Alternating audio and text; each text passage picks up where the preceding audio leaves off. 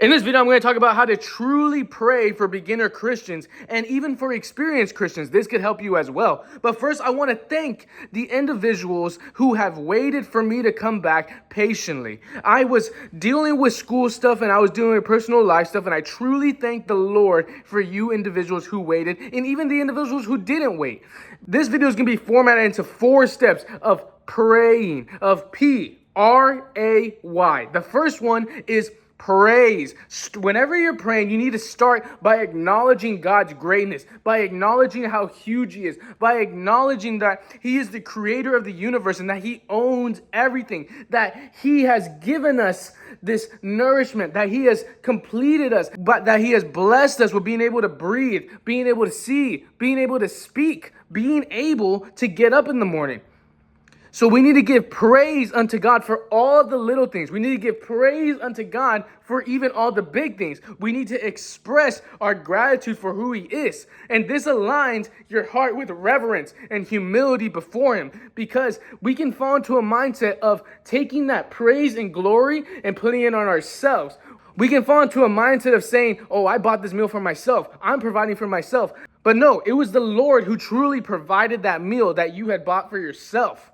It was truly the Lord who even gave you a life in the first place, in the finance to even afford that meal. And it says in Psalms 104, enter His gates with thanksgiving and courts with praise. Give thanks to Him and bless His name. The next step of prayer is repent. John 1:9, if we confess our sins, He is faithful and just to forgive us our sins and to cleanse us from all unrighteousness. When we're praying, after we give praise, take time to reflect. Take time to ask the Lord to reveal areas in your life that you need to repent of. Because when we hold on to sin, when we're not even aware of sin, this could hinder us spiritually, and this can hinder our prayer life with the Lord. So take time to reflect on any sin or any shortcomings. Don't allow it to condemn you. Allow it to grow you. Allow the Lord to touch you and reveal it and bring it to light to a point where you continue to grow from it and confess them to God. Repentance is not only about cleansing ourselves, but it brings you into a right frame of mind with the Lord, and it brings you especially into a right relationship with the Lord. And the next step is ask. Philippians 4:6, do not be anxious about anything, but in every situation by prayer and petition with thanksgiving, present your request to God. After you praise, after you repent, bring your requests and needs to God. Ask Him, talk with Him, and speak to Him in a genuine relationship, in a genuine conversation, just how you would speak unto your mother, your father, or a friend. Be honest with the Lord. Ask Him for His opinions toward that situation you're in. Tell Him about how you are doing with your day, and be honest with the Lord. The Lord knows how you're truly feeling already, and He wants you to tell Him how you're feeling. In my own life, recently, I was telling the Lord the other day, Lord, today was a really bad day. It was a terrible day, and I honestly want this day to be over with. But I know, Lord, that you have used this day to grow me, to give me more appreciation for life, and to ultimately give me a test on if I will give you glory still, Lord, for this day that I'm considering bad in my own frame of mind. But no, Lord, I'm going to give you praise. I'm going to give you glory. I'm going to ask you to reveal areas of my life that I can grow in, to continue to have gratefulness, to continue to give you praise and glory for even on my worst days. So ask the Lord to guide you, to intercede for you, to intercede for others. God welcomes you to share what's on your heart, and He will not condemn you for it. He wants you to speak with Him honestly. And then finally, the last one is yield.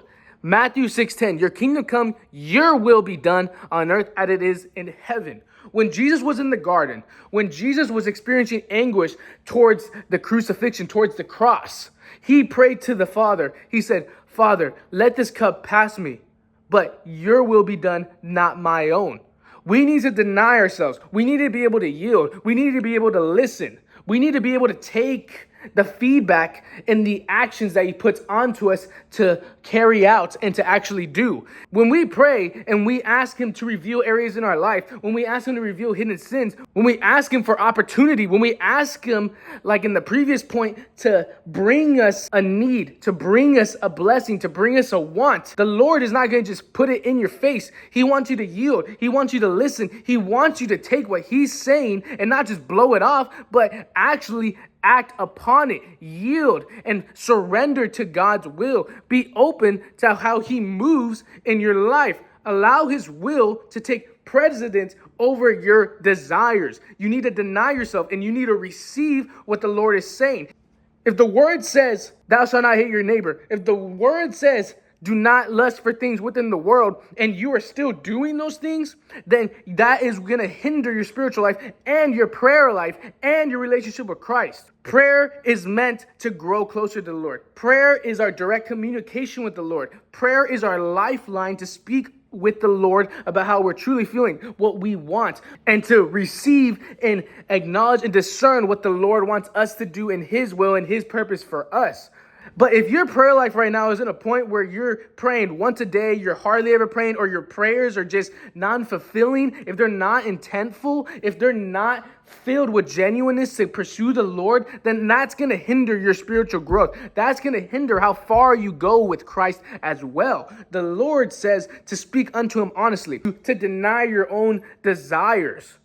The Lord wants you to ask him in honesty and genuineness, and receive what he has for you and act upon what he tells you to do. By following the P.R.A.Y method, you can approach prayer in a more meaningful way. Heartfelt dialogue and grounding each step in scripture for a fuller spiritual experience. And I can guarantee you this will help you and this will grow you.